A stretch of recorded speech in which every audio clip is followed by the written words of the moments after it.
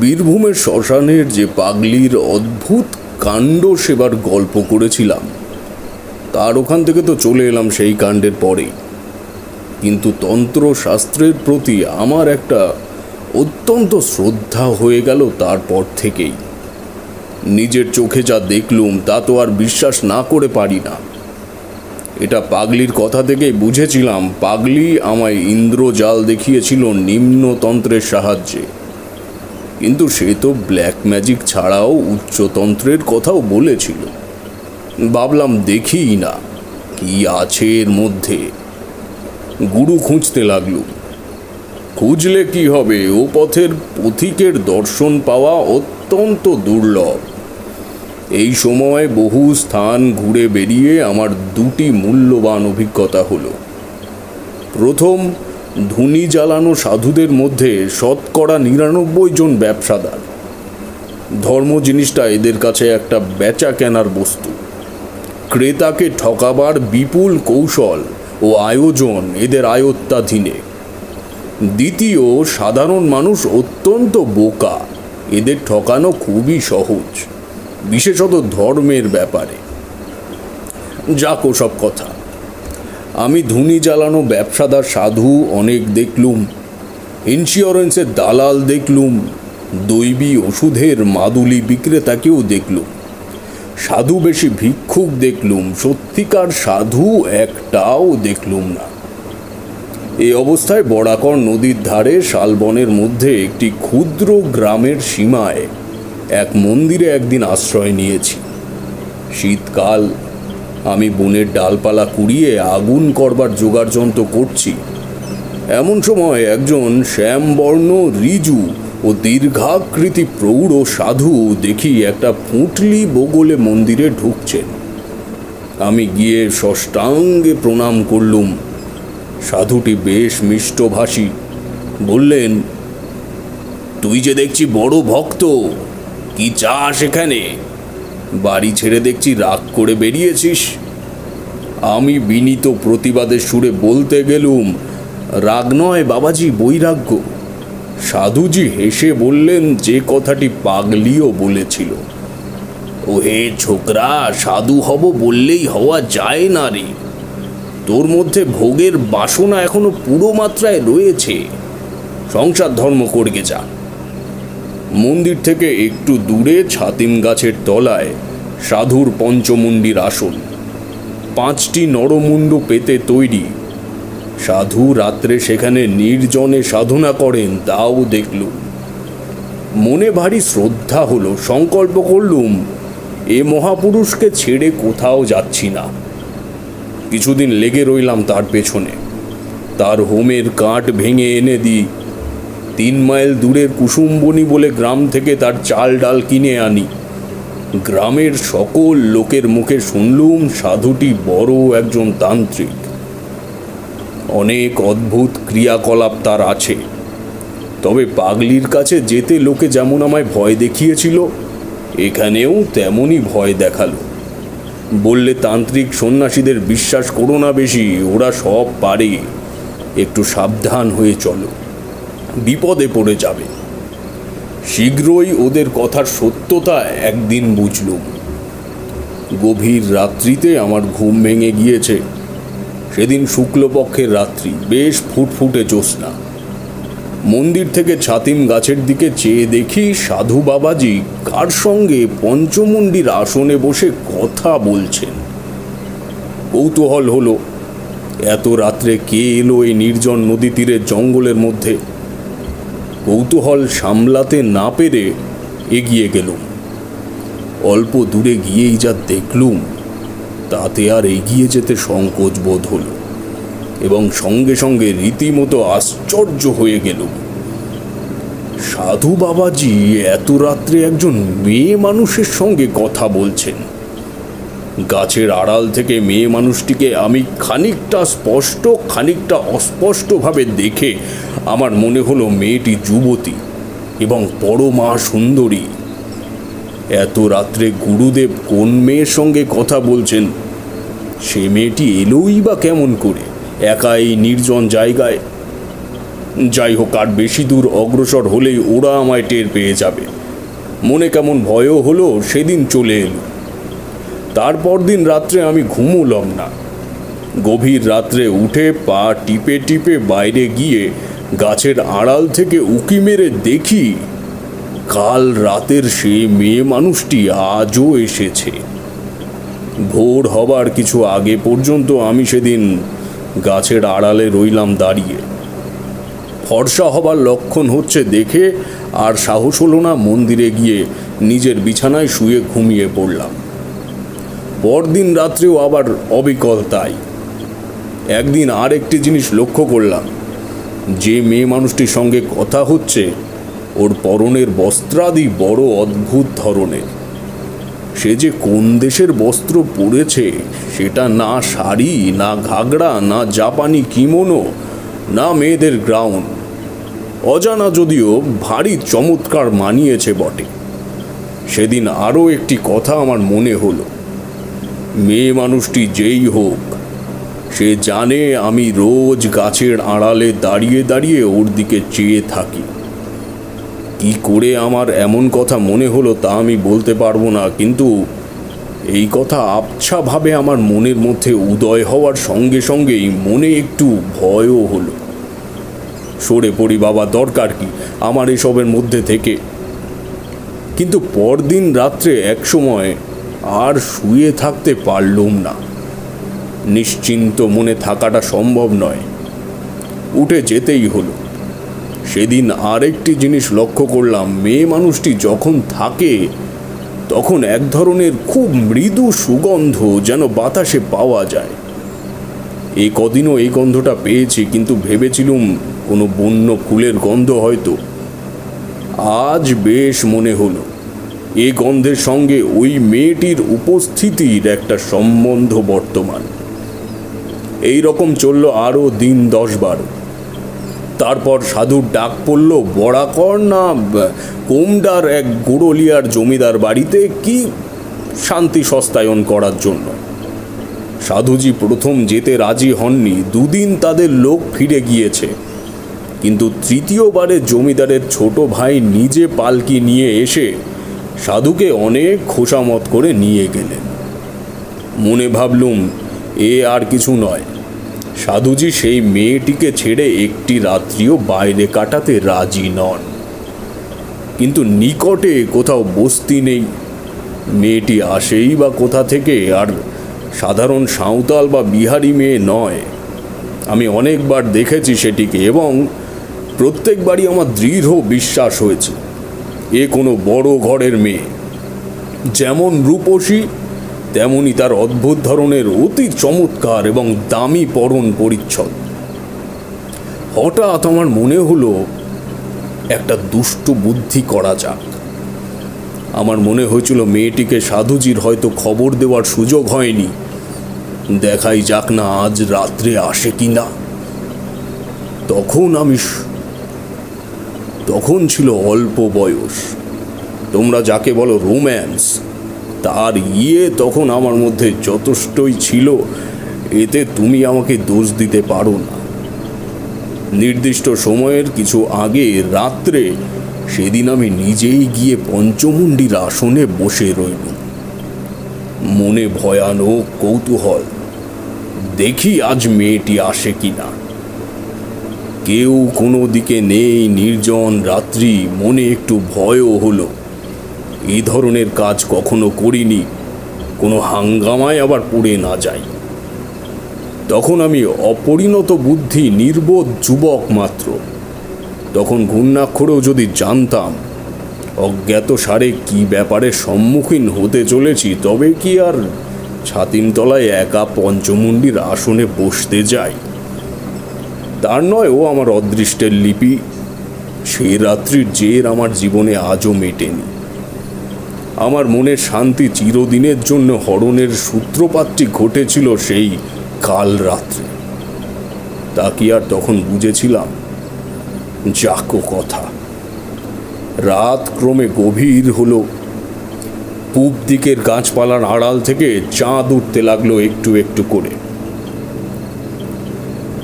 আমার ডাইনের বরাকর নদী দুই পাড়েই শিলাখণ্ড ছড়ানো, তার ওপর জ্যোৎস্না এসে পড়ল। সেই নদীর পাড়েই ছাতিমতলা ও পঞ্চমুণ্ডির আসন। আমি সেখানে বসে আছি। আমার বাঁদিকে খানিকটা ফাঁকা ঘাসের মাঠ, তারপর শালবন শুরু হয়েছে। হঠাৎ সামনের দিকে চেয়ে আমি চমকে উঠল। আমার সামনে সেই মেয়েটি কখন এসে দাঁড়িয়েছে এমন নিঃশব্দে, এমন অতর্কিতভাবে যে আমি একেবারেই কিছু টের পাইনি। অথচ আগেই বলেছি, আমার একদিকে বরাকর নদীর জ্যোৎস্না ওঠা শিলা বিস্তৃত পাড় আর অন্যদিকে ফাঁকা মাঠ। আসনে বসে পর্যন্ত আমি সতর্ক দৃষ্টি রেখেছি মাঠের দিকে। নদীর দিক থেকে আমার কাছে কারো আসা সম্ভব নয়। মাঠের দিক থেকে কেউ এলে আমার দৃষ্টি এড়ানোর কথা নয়। মেয়েটি যেখানে দাঁড়িয়ে, সেখানে আধ সেকেন্ড আগেও কেউ ছিল না, আমি নিশ্চিত। আধ সেকেন্ড পরেই সেখানে জলজ্যান্ত একটি রূপসী মেয়ের আবির্ভাব আমার কাছে সম্পূর্ণ ইন্দ্রজালের মতো ঠেকল বলেই আমি চমকে উঠলাম। সঙ্গে সঙ্গে সেই মৃদু মধুর সুগন্ধ আমার সারা দেহ মন অবশ আচ্ছন্ন হয়ে উঠল। আমার জ্ঞানবোধ ছিল তারপর আর কয়েক সেকেন্ড। তারপরে কি ঘটলো আমি আর কিছুই জানি না। যখন আবার জ্ঞান ফিরে এলো, তখন ভোর হয়েছে। উঠে দেখি সারা রাত সেই পঞ্চমুণ্ডির আসনেই আমি অজ্ঞান হয়ে পড়েছিলাম। নৈশ শীতল বায়ুতে বাইরে সারা রাত পড়ে থাকার দরুন গায়ে ব্যথা হয়েছে, গলা ভার হয়ে এসেছে। উঠে ধীরে ধীরে মন্দিরে চলে এলাম। এসে আবার শুয়ে পড়লুম। আমার মনে হলো আমার জ্বর হবে, শরীর এত খারাপ। পরদিন সারাদিন কিছু না খেয়ে শুয়েই রইলাম। আর কেবলই কাল রাত্রের কথাটা ভাবি। মেয়েটি কে? কি করে অমন নিঃশব্দে অতর্কিতে এখানে এলো?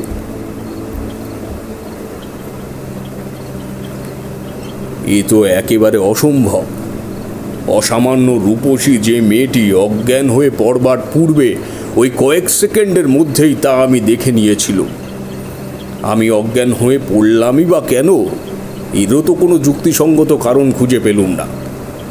অথচ সেই কথা নিয়ে মনের মধ্যে তোলপাড় করাও সারাদিন আমার ঘুচল না। বিকেলের দিকে সাধু বাবাজি গোড়ালিয়া জমিদার বাড়ি থেকে ফিরলেন। আমার জন্য লাড্ডু, কচুরি এবং একটা মোটা সুতির চাদর এনেছেন। তার নিজের জন্য জমিদার বাড়ি থেকে ভালো একখানা পশমি আলোয়ান দিয়েছে। আমায় বললেন, শুয়ে কেন? ওঠো, জিনিসগুলো রেখে দাও। অতি কষ্টে উঠে সাধুর হাত ধরে পুঁটলিটা নিলাম। তিনি আমার দিকে চেয়ে বললেন, কি হয়েছে? অসুখ বিসুখ নাকি? কিছু জবাব দিলাম না। সাধু স্নান করতে গেলেন এবং এসে জমিদার বাড়ির কাণ্ড কীরকম তারই সবিস্তার বর্ণনা করতে লাগলেন। আমায় বললেন, তোমার কি হয়েছে বলো তো? এমন মনমরা ভাব কেন? বাড়ির জন্য মন কেমন করছে বুঝি? বলেছি তো বাবা, তোমরা ছেলে ছোকরা এ পথে কি করতে নামলে বাপু? বড় কঠিন পথ। সেই রাত্রে আমার খুব জ্বর এলো। কতদিন ঠিক জানি না অজ্ঞান অচৈতন্য রইল। জ্ঞান হলেই দেখতুম সাধু শিয়রে বসে আছেন। বোধহয় তারই সেবা যত্নে এবং দয়ায় সেবার ক্রমে সেরে উঠলুম। সেরে উঠে একদিন গাছতলায় বসেছি দুপুরের পরে। সাধু বললেন, ছেলে ছোকরা কিনা, কি কাণ্ডটা বাঁধিয়ে বসেছিলে বাপু? এবার তো বাঁচতে না, অতি কষ্টে বাঁচাতে হয়েছে। আচ্ছা বাপু, পঞ্চমুণ্ডির আসনে কি জন্য গিয়েছিলে সেদিন রাত্রে? আমি তো অবাক। কি করে জানলেন ইনি? আমি তো কোনো কথাই বলিনি। হঠাৎ আমার সন্দেহ হলো সেই অদ্ভুত মেয়েটির সঙ্গে নিশ্চয়ই সাধুর ফিরে এসে দেখা হয়েছে, সেই বলেছে।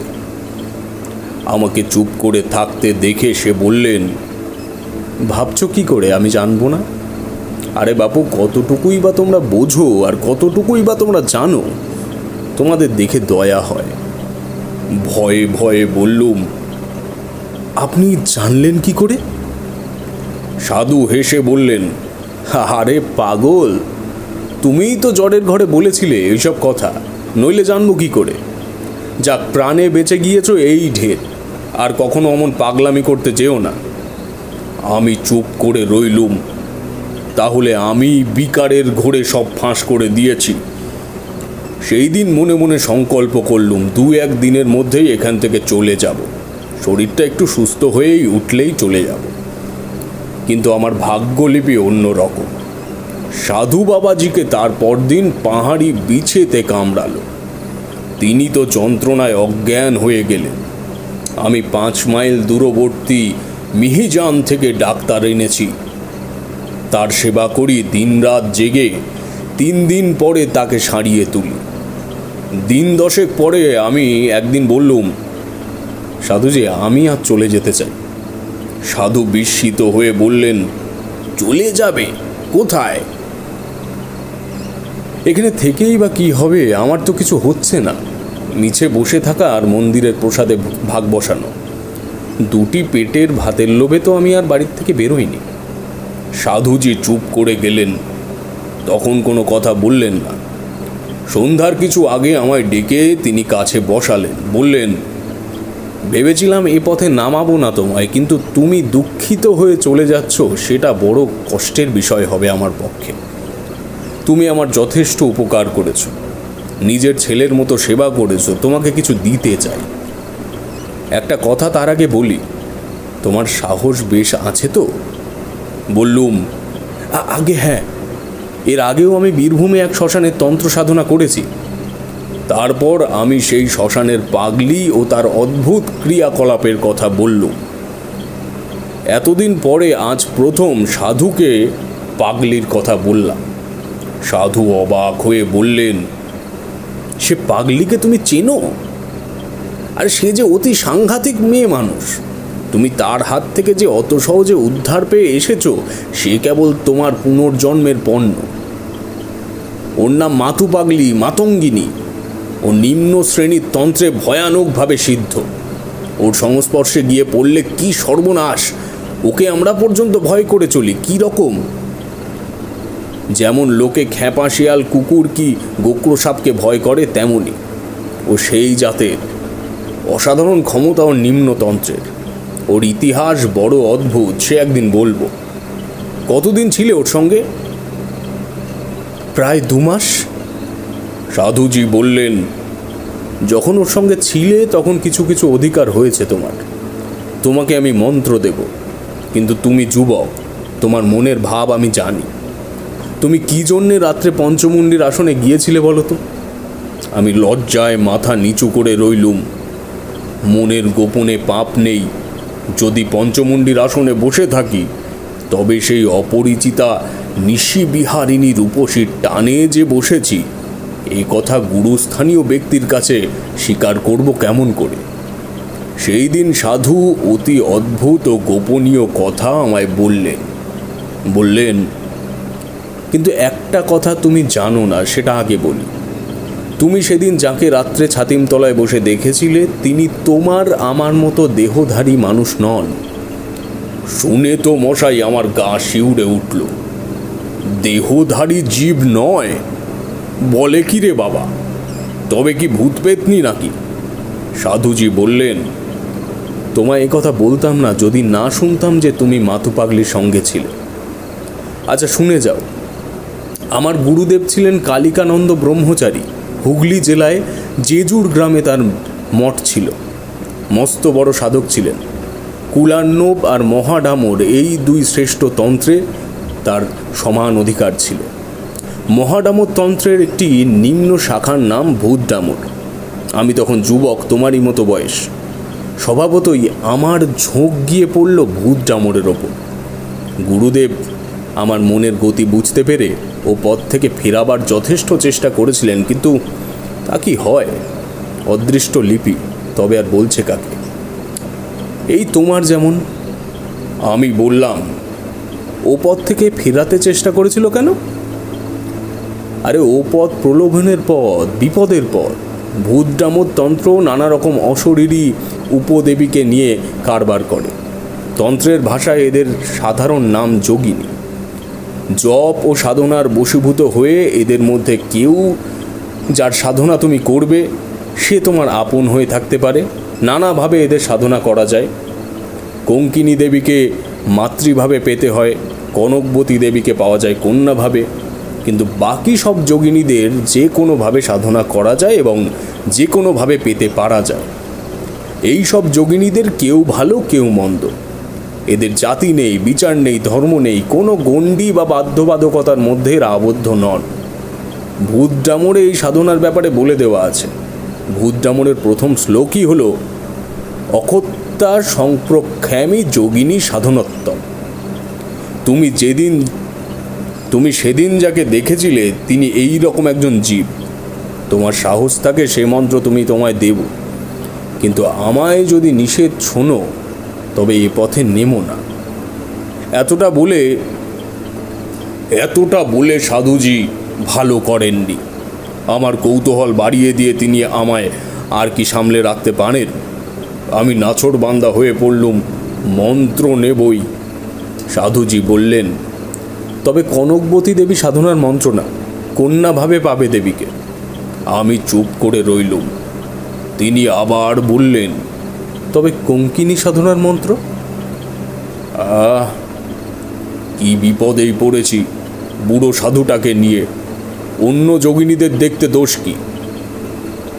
সাধু আমায় চুপ করে থাকতে দেখে বললেন, বেশ, আমি তোমাকে মধুসুন্দরী দেবী সাধনার মন্ত্র দিচ্ছি। একে কন্যাভাবে, ভগ্নীভাবে বা ভার্সাভাবে পেতে পারো। তবে আমার যদি কথা শোনো, কখনো ভার্সাভাবে পেতে যেও না। এর বিপদের দিক বলি। ভার্সাভাবে সাধন করলে তিনি তোমাকে প্রণয়ীর মতো দেখবেন, কিন্তু এরা মহাশক্তিশালিনী যোগিনী, সাধারণ মানবী নয়। এদের আয়ত্তের মধ্যে রাখা বড় শক্ত। হয় তোমাকে পৃথিবীর মধ্যে সর্বাপেক্ষা সুখী মানুষ করে রাখবে, নয়তো একেবারে উন্মাদ করে ছেড়ে দেবে। সামলাতে পারা বড় কঠিন। সাধুজি আমায় মন্ত্র দিলেন এবং বললেন, বাবা, এই জায়গা থেকে তোমার চলে যেতে হবে। তোমায় আমাকে রাখতে পারবো না আমার কাছে। এক জায়গায় দুজন সাধকের সাধনা হয় না। বেশ ভালো, আমিও তা চাই না।